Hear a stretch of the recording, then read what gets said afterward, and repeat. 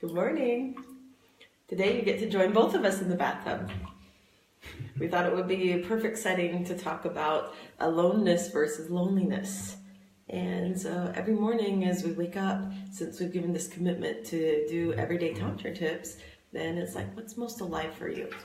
And Peter and I are lucky enough that, or some people in their lives, they wouldn't feel like it was such a great thing to be together all the time. But for me, I feel like it's one of the greatest gifts is that we get to work together and play together and be together 95% of our lives. And as I've grown more and more comfortable and stop worrying that Peter's searching for something else or that this is just temporary, then there's been these moments where I could be having sex with Peter, or I really want us to go be making memories, or all these pieces that I've done most of my life to make this moment last for as long as possible. And instead, the more secure that I felt and the more that I feel like, wow, now it's going on 3.5 years, then when I have these moments of, I just want to be alone, then even if I have time to go have an amazing dinner in Thailand with Peter, or I get to go and enjoy walking around the beautiful scenery and the fields and the fairy forests, then there's many times recently that I just want to have time by myself.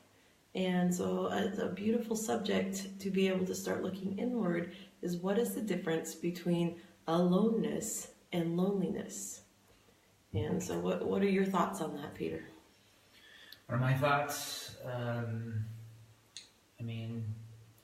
Loneliness is when you're wanting attention and time with other people. You want to be social, and you don't know where to get it. You feel perplexed on how to get that fulfillment needed.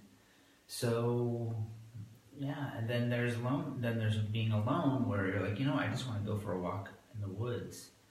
I love going for a walk in nature and finding a little river or lake, and not necessarily having to jump in, but like touch my hand in the water and connect with the trees.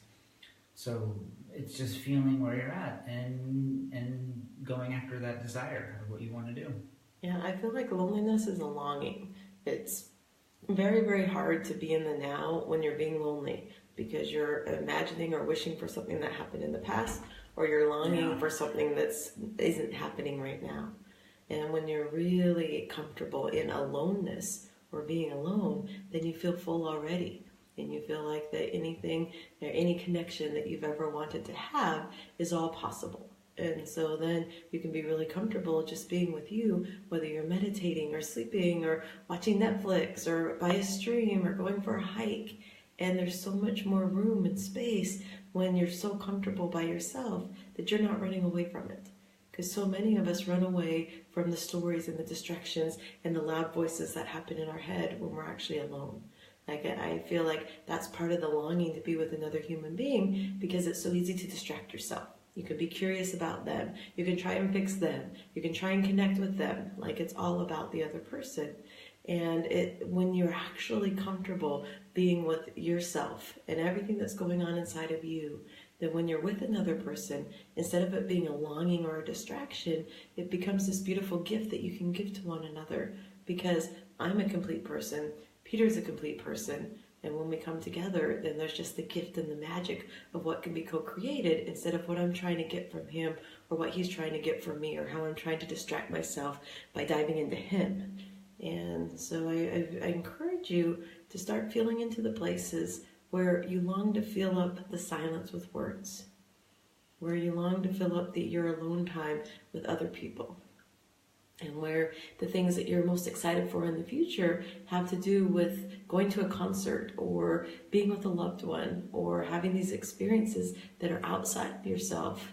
And is there any way that you can be just as excited for having a night off, or even a whole day and night off, doing nothing and just being with yourself, going out to dinner, taking yourself out to dinner, and just having this amazing time where you get to meditate during dinner and like taste every food, try anything you want, stay as long as you want in the restaurants. Like, when's the last time from wherever if you were at work or you're at school or wherever you happen to be during the day, and you stop by the side of the road and just pick yourself some flowers and take them home for you? Like, how often in our lives are we waiting for someone else to do something for us when we can offer that to us? So that then, instead of it just being this entitlement or this need, then, yeah, there we go.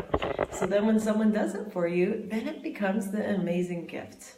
So we hope that this week, or even today, you can start finding ways that you like to be by yourself, and that you can start feeling the difference in your body between feeling lonely and longing for another to complete you, or to complete this moment or make it better, to, wow, I'm actually really, the greatest gift is for me to have 10 minutes by myself, because you're learning how to just love you and hold you and take care of you in ways that you may have started from longing from your parents and wanting that approval and that connection, and then it's continued on through your life.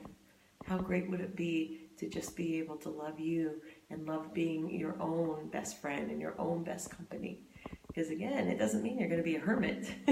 You're actually less likely to be a hermit when you're so comfortable with you. Then when another person comes along, first of all, you're not going to compromise your aloneness for anything. So unless someone can add to that feeling that you feel when you're by yourself, then you're just like, thanks, but no thanks, when they make offers, and you're so much less willing or able to compromise for another. And so when you have 2 or 3 or 4 or 5 or 10 people that are so filled up within themselves, when they come together, then there's this huge celebration, because the bar is so high on how good you can feel in your body, and nobody's compromising. So for me, that's the greatest gift of being comfortable in your aloneness. So give the gift of yourself, of being alone. You know, find some time just to do nothing, and go for a walk, take yourself out to dinner, and I love to go dancing by myself. Like, I go find a place to go dance, and I can just go dance by myself, and it's amazing. So And you're so happy. And when you come home, then you're so excited and can't wait to see me and share with what you did. Yeah. That's another gift too, is when you have separate alone time, then when you come back together, then you get to share the separate adventures, because you're so filled up. So thank you for watching, and we'll be in touch with you soon. See you tomorrow. Bye.